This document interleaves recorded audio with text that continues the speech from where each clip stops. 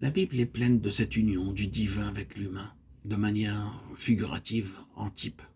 Vous avez cela dans la typologie du chérubin et dans celle de l'arche du témoignage de l'Alliance. C'est du bois commun du désert, recouvert avec de l'or.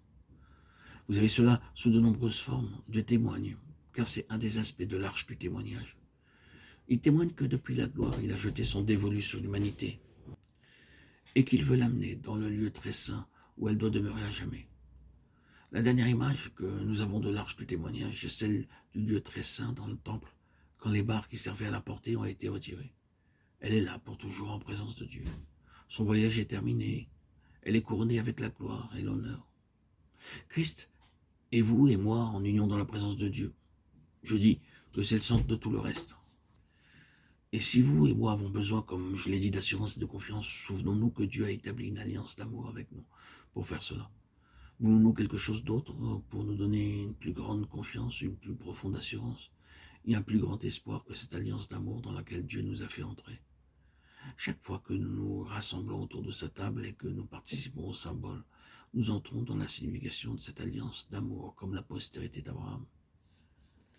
Quelle puissante alliance il y a dans ce sang! Quelle puissante alliance il y a dans le corps du Seigneur Jésus! Nous sommes devenus participants de sa chair et de sa vie même. C'est une alliance d'amour. Quelle assurance cela devrait nous apporter, quelle force pour progresser. Car si nous n'avons pas cette assurance et cette espérance, combien nous devenons lents pour aller de l'avant. Combien il est difficile de maintenir une attitude de progrès en gardant le cap.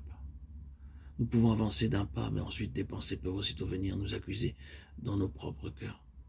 L'ennemi vient à cause d'une certaine chose qui est en nous.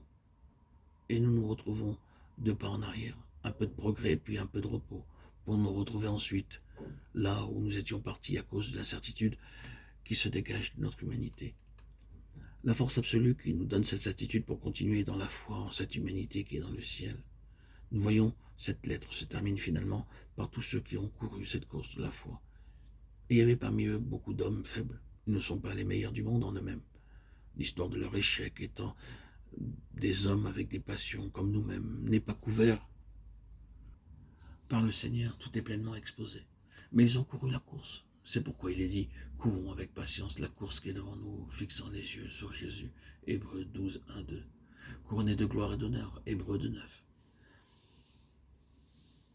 Il est le garant que nous serons couronnés de gloire et d'honneur par la foi en lui. Vous pouvez avoir une aussi petite foi en vous-même que vous voulez. Peut-être que moins vous en aurez, mieux ce sera. Mais n'en restez pas là avec votre manque de foi en vous-même. Votre force pour aller de l'avant sera de regarder non à vous-même mais à Jésus, couronné de gloire et d'honneur. Cela vous fait-il quelque chose qu'il y ait là un homme tenté, éprouvé comme nous l'avons été par les feux de l'antagonisme et du mal, cherchant toujours à le perdre et à le détruire? Il est passé par tout cela, mais il a triomphé, couronné de gloire et d'honneur. L'a-t-il fait pour lui-même? Non, non. Il le faisait pour nous. Notre force pour marcher se manifestant uniquement en regardant à lui. Portez toujours nos regards vers lui. Ne plus être centrés sur nous-mêmes, mais sur lui seul. Amen, alléluia.